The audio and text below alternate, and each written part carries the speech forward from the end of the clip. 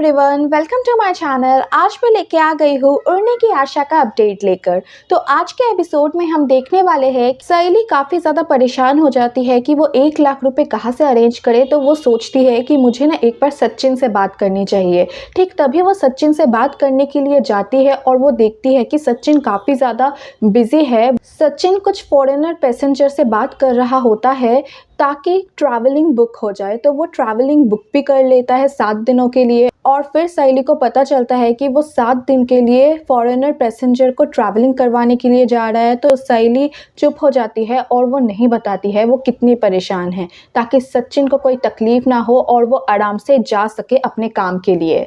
फिर हम देखते हैं घर में सहेली कुछ बैंक के पेपर्स निकालते हैं ताकि उसे लोन मिल जाए बैंक से। और फिर हम देखते हैं सचिन बैग पैक करके सहेली को बाय बोलने के लिए आता है, क्योंकि वो 7 दिनों के लिए बाहर जा रहा है इसलिए। और फिर सचिन सहेली को परेशानी में देखता है तो वो पूछता है क्या हुआ, पर सहेली कुछ बताना नहीं चाहती है। फिर सचिन बताता है मुझे समझ आ गया, तू उस 1 लाख रुपए के लिए परेशान है ना, तू ऑर्डर कैसे तैयार करे इसलिए ना, तो तू बात करना रोशनी से।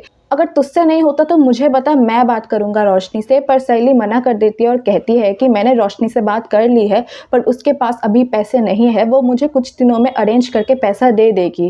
पर अब मैं सोच रही हूँ कि अभी के लिए मैं बैंक में लोन ले लूँ। ठीक तभी सचिन कहता है कि मुझे ही ना ये सब बैंक में लोन फोन कुछ समझ नहीं आता है, इसलिए तुझे जो ठीक लगे ना तू वो कर, मैं तेरे साथ हूँ, ठीक है। तो सहेली भी कहती है कि ठीक है। और फिर सचिन उसको बाय बोल के वहाँ से चला जाता है और सहेली भी काफ़ी ज़्यादा परेशान हो जाती है। और वो सोचती है कि मैंने क्या वो ऑर्डर लेके सही किया है, और मैंने मैनेजर के कहने पर उस कॉन्ट्रैक्ट को भी साइन कर लिया है बिना परे किसी बड़ी मुसीबत में मैं फंसने तो नहीं वाली हूँ।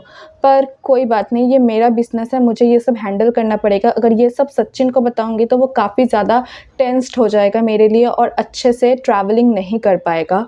तो वो कुछ नहीं बताती है। और हम रेस्टोरेंट में देखते हैं कि आकाश रिया से बात भी नहीं कर रहा होता है और कल के बात को लेकर वो अपसेट रहता है। आकाश को बिल्कुल पसंद नहीं है कि उसके मम्मी ने आकर देशमुख परिवार में सीन क्रिएट किया है। वही बात आकाश रिया को बताता है जब रिया पूछती है उससे। तो उसी बात को सुनकर रिया को भी बहुत ज़्यादा गुस्सा आ जाता है और वो बताती है कि मैं अपने मम्मी पापा के सिंगल चाइल्ड हूँ, तो उनका सब पैसा तो हमारा ही है ना, तो उन्होंने क्या गलत किया है। पर आकाश वही पॉइंट नहीं समझा पाता है रिया को, इसलिए काफ़ी ज़्यादा बहस हो जाता है और रिया वहाँ से गुस्से से चली जाती है।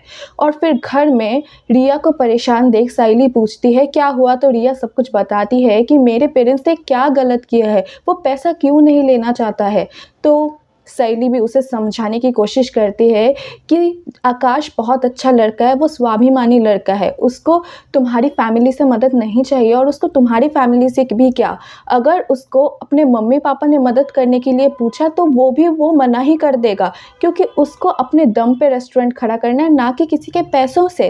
और फिर रिया अपने पॉइंट को रखने की कोशिश करते हैं कि अगर मेरे मम्मी पापा पैसे दे भी रहे हैं तो क्या ही फ़र्क पड़ता है, वैसे भी तो वो गिफ्ट देते ही रहते हैं, तो ये भी गिफ्ट समझ के ले लेना चाहिए आकाश को।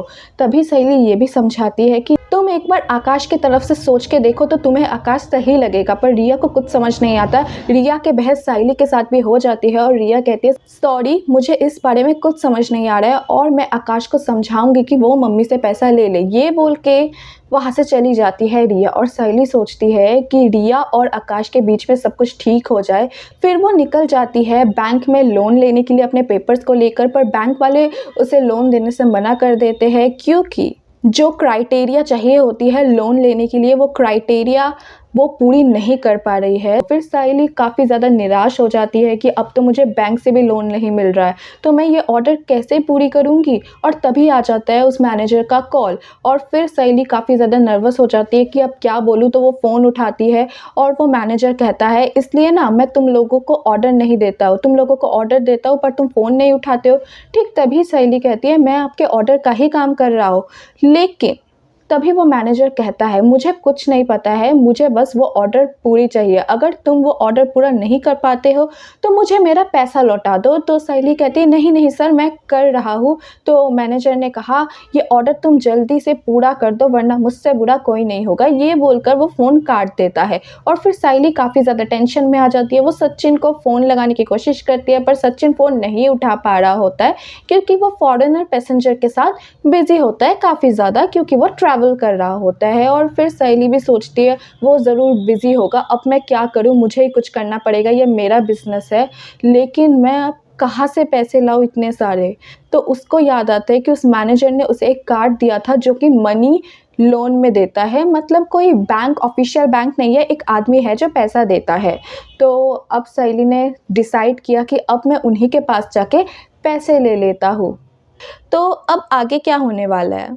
क्या सच में सहेली ये ऑर्डर पूरा कर देगी? अगर ऑर्डर पूरा कर भी देगी तो वो मैनेजर क्या उसे पूरा पैसा दे देगा या फिर आएगा इस कहानी में कोई और ट्विस्ट? ये सब कुछ जानने के लिए बने रहिए हमारे चैनल के साथ। और हाँ, वीडियो अगर अच्छी लगी तो लाइक करना मत भूलिएगा। मिलते हैं किसी और एक नए अपडेट के साथ, तब तक के लिए बाय बाय।